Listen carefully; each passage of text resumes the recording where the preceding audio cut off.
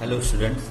पिछले 3 वीडियो में हम लोगों ने ये जाना कि एकेकी आच्छादक बहुएक अंतरछिपी यानी कि ऑनटू इनटू वन वन और मैनी वन फंक्शन क्या होते हैं और उसके आधार पर कुछ क्वेश्चन भी लगाए थे।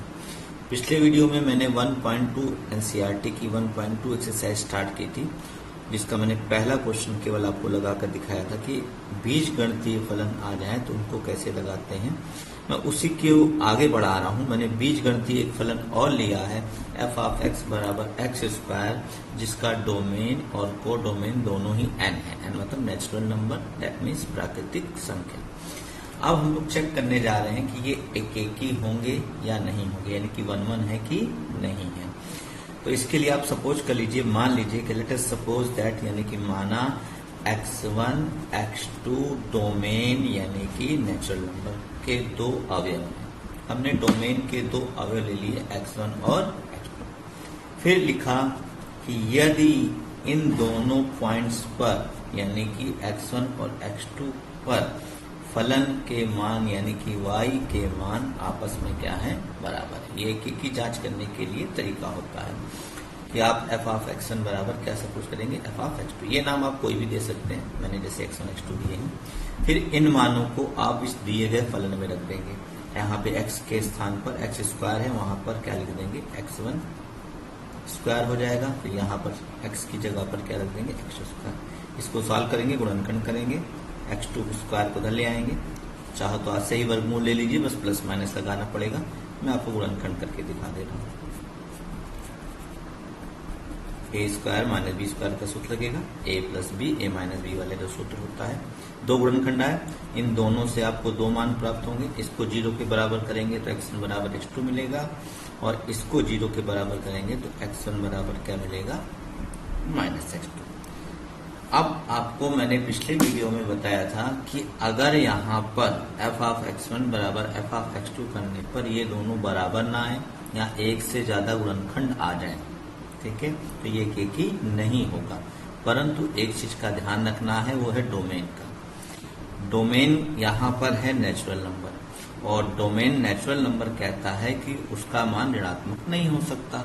क्यों? क्योंकि ऋणात्मक नेचुरल नंबर जो होते हैं वो धन पूर्णांकों को यानी कि 1 2 3 इत्यादि को कहा जाता है, यानी कि उसमें ऋण संख्याएं नहीं आती हैं। इसलिए ये वाला गुणनखंड क्या हो जाएगा, अमान्य। इस गुणनखंड के अमान्य होने से केवल एक गुणनखंड बचा मेरे पास, x1 माइनस x2, और जिससे हमको मान मिलेगा x1 बराबर x2। इसका मतलब यह फलन भी क्या हो जाएगा, एकेकी। तात्पर्य ये हुआ कि अगर यहाँ पे डोमेन नेचुरल नंबर ना होता, प्राकृतिक संख्या ना होती, यानी कि जैसे पूर्णांक होता, वास्तविक संख्या होती, तो ये गुणनखंड भी मान्य हो जाता। और ये गुणनखंड भी मान्य होने का मतलब है कि ये एकेकी न रह जाता, तब इसको हम कहते हैं कि ये बहुएक है।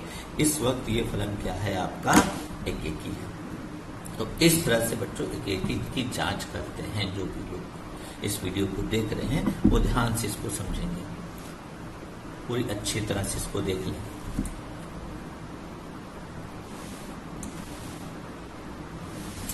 अब रही बात आच्छादक की जांच। आच्छादक की जांच करने के लिए आपको सपोज करना होता है, मानना होता है एक element y। Let us suppose that y is a element in codomain.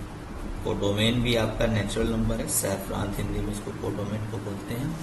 हमने मान लिया कि y एक अवयव है which is lie in A codomain, जो कि कोडोमेन में उपस्थित है।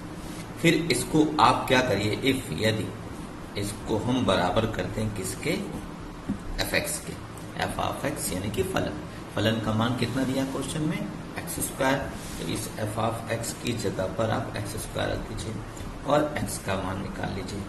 हमने निकाल लिया भाई। हालांकि माइनस मान तो यहाँ भी अमान्य होगा, लेकिन यहाँ पे अंडर रूट आ गया। अब आप ये देखेंगे जो x का मान आप निकालेंगे, ये x का मान डोमेन के द्वारा सेटिस्फाइड हो रहा है कि नहीं, क्योंकि x डोमेन को व्यक्त करता है, प्रांत को व्यक्त करता है, और y को डोमेन में। तो को डोमेन में हमने लिया है नेचुरल नंबर, यहाँ पे क्वेश्चन में दिया है। अगर मैं यहाँ पर y की जगह पर नेचुरल नंबर रखूं तो क्या x का मान भी हमको सदैव नेचुरल नंबर मिलेगा, क्यों? क्योंकि एक्स भी तो नेचुरल नंबर है, यानी कि डोमेन भी तो क्या है? Natural number. तो हम देखेंगे कि नेचुरल नंबर अंडर रूट में नहीं आते हैं।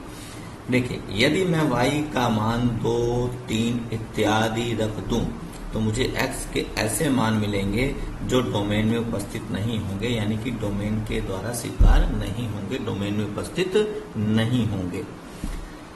अगर मैं x बराबर y बराबर 1 रखूं तो हमको 1 का वर्गमूल 1 मिलेगा, यानी कि 1 का पूर्व प्रतिबिंब बनेगा, लेकिन 2 और 3 का पूर्व प्रतिबिंब नहीं बनेगा, क्योंकि जैसे ही y का मान 2, 3 रखा गया तो हमको कोई ऐसा मान प्राप्त नहीं हुआ जो कि प्राकृतिक संख्या को संतुष्ट करता हो। तो यहाँ पे लिखेंगे, इसलिए 2, 3 इत्यादि संख्याओं का कोई पूर्व प्रतिबिंब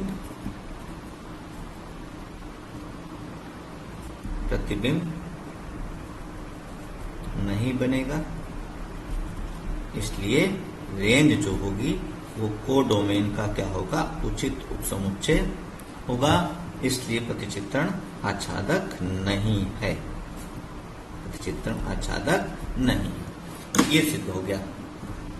तो आप देखेंगे यहाँ पर उन्हीं अवयवों के प्रतिबिंब बन पाएंगे, पूर्व प्रतिबिंब बन पाएंगे जिनका वर्गमूल आपको प्राकृतिक संख्या के रूप में मिलेगा, जैसे 1, 4, 9 इत्यादि पूर्ण वर्ग संख्या। लेकिन बाकी संख्याओं के पूर्व प्रतिबिंब नहीं बनेंगे। तो आच्छादक कहता है कि सभी अवयवों के पूर्व प्रतिबिंब मिलने चाहिए। किसी भी एक अवयव का पूर्व प्रतिबिंब नहीं मिला तो वह आच्छादक नहीं होगा। तो इस प्रकार से ये फलन सिद्ध हो गया कि यह आच्छादक नहीं है। अब इसी में अगर मैं थोड़ा सा परिवर्तन कर देता, जैसे मान लो यहाँ पर मैं z करूं, n की जगह पर क्या कर दूं? डोमेन को क्या कर दूं? z। ऐसे कर दूं F Z tending to z, अर्थात डोमेन भी पूर्णांक है, कोडोमेन पूर्णांक है। वैसे ही आप x1, x2 दो अवयव मानेंगे, लेकिन किसमें? पूर्णांक में। और वैसे ही सॉल्व करेंगे तो आप देखेंगे यहाँ पर दो गुणनखंड मिलेंगे और दोनों ही मान्य हो जाएंगे, क्योंकि पूर्णांक धनात्मक भी होते हैं और ऋणात्मक भी होते हैं। इसका मतलब ये फलन एक एक ही नहीं रह जाएगा। तो इसको चाहे तो आप उदाहरण से भी कर सकते हैं। मैं आपको एक आध क्वेश्चन लगा कर दिखाता हूँ और देखिएगा। जैसे हमने ले लिया दूसरे का, कहिए दूसरा ही पार्ट लेने चाहिए तो कहीं तीसरा पार्ट ले लें, और तीसरे पार्ट में वास्तविक संख्या दी है, रियल नंबर दिया, फलन वही है एफ ऑफ एक्स बराबर x square, F of x बराबर एक्स स्क्वायर ही है, और डोमेन और कोडोमेन दोनों ही क्या है? रियल नंबर है। अब आपने यहाँ पर दो अवयव मानने हैं, x1 x2 belongs to R, यानी कि x1 x2 दो क्या है? वास्तविक संख्या है। और आपने लिख लेना है f ऑफ x1 बराबर f ऑफ x2। सेम पिछले क्वेश्चन की तरह सॉल्व करेंगे तो मैं डायरेक्टली लिख दे रहा हूँ x1 बराबर x2 आएगा और एक आएगा x1 बराबर माइनस। इससे ये सिद्ध हो जाएगा कि फलन एक एक ही नहीं है। आप चाहे तो इसको इस तरह न लगा के उदाहरण लिख सकते हैं। जो फलन एक एक ही नहीं है उसके लिए अगर आपके पास कोई उदाहरण हो तो आप बेझिझक उदाहरण भी दे सकते हैं। जैसे अगर आप उदाहरण देना चाहें, केवल ये न लगाना चाहें, तो इस सवाल इस कुछ पार्ट में आप ऐसा कर सकते हैं कि ऐसी दो संख्याएं लीजिए। जैसे एक पॉजिटिव लीजिए, पॉजिटिव कवर करेंगे पॉजिटिव आएगा, फिर निगेटिव लीजिए, निगेटिव कवर कीजिए, जैसे मॉड फलन में आपने किया था, मापांक फलन में। तो यहाँ पर देखिए 1 का भी प्रतिबिंब 1 बनना है, -1 का प्रतिबिंब भी 1 बनना है, यानी कि दो अवयवों का प्रतिबिंब सेम है, तो ये एक एक ही नहीं है, ये एक एक ही नहीं। तो कम से कम दो अवयवों का प्रतिबिंब अगर सेम बन जाए तो समझ जाइए कि वो एक एक ही नहीं है। तो इस सवाल में आप इस पार्ट में चाहे तो ये ना लगाकर केवल उदाहरण भी दे देंगे तो आपका काम चल जाएगा। यानी कि जो फलन एक एक ही नहीं है उनमें उदाहरण देकर भी उसको सिद्ध किया जा सकता है, लेकिन एक एक ही अगर हैं तो आपको ऐसे ही लगाना पड़ेगा। अब रही बात आच्छादक की कि ये आच्छादक है कि नहीं। तो आच्छादक की जांच करने के लिए आप y एक अवयव मानेंगे। किसमें मानते हैं? कोडोमेन में, यानी कि इसमें एलिमेंट डोमेन में दिया जाता है। अब आपने y एक एलिमेंट ले लिया आपने, ठीक है, एक ही का ध्यान रखिएगा, डोमेन में अवयव लिया जाता है और आच्छादक के लिए कोडोमेन में अवयव ले लिया हमने y, और इसको fx के बराबर कर दीजिए। एफ एक्स मतलब एक्स स्क्वायर बराबर वाई, एक्स बराबर क्या लिख देंगे। और उसके बाद देखिए जब आप एक्स का मान निकाल लें तो आप मन में सोचिए कि आप वाई का मान रखते हैं तो आपको हमेशा एक्स का एक ऐसा मान मिलना चाहिए जो डोमेन में उपस्थित होना चाहिए। और डोमेन क्या है? वास्तविक संख्या। कोडोमेन क्या है? वास्तविक संख्या, ये ध्यान रखिएगा। तो कोडोमेन यानी कि वास्तविक संख्या हम कोई रखते हैं। वास्तविक संख्या जैसे हो गई, हमने y बराबर 1 रखते हैं, 2 रखते हैं, -1 रखते हैं, -2, -1/2 इत्यादि बहुत सारी संख्याएं वास्तविक होती हैं, आप जानते हैं। तो ये सब की सब क्या है? वास्तविक है। क्या इन सबको रखने पर हमेशा वास्तविक मिलेगा? तो आप देखेंगे कि कुछ संख्याओं को रखने पर वास्तविक मान मिलेंगे, लेकिन कुछ संख्याओं को रखने पर वास्तविक मान नहीं मिलेंगे। जैसे यदि y बराबर मैं -1 या -2 इत्यादि रख दूं इसमें, तो x का मान हमको मिलेगा √ में -1, जो कि वास्तविक नहीं है। -1 मिलेगा √ में माइनस मिलने का मतलब वो अवास्तविक काल्पनिक संख्या जिनको कहते हैं, आपने 11th में इसको पढ़ा होगा। अर्थात इसका तात्पर्य ये हुआ कि -1, -2 इत्यादि फलनों का कोई पूर्व प्रतिबिंब नहीं। इसकी लैंग्वेज हुई पिछले पाठ की तरह। इत्यादि संख्याओं का कोई पूर्व प्रतिबिंब नहीं बनेगा, इसलिए रेंज जो होगा वो कोडोमेन का उचित उपसमुच्चय होगा, इसलिए प्रतिचित्रण ये आच्छादक नहीं है।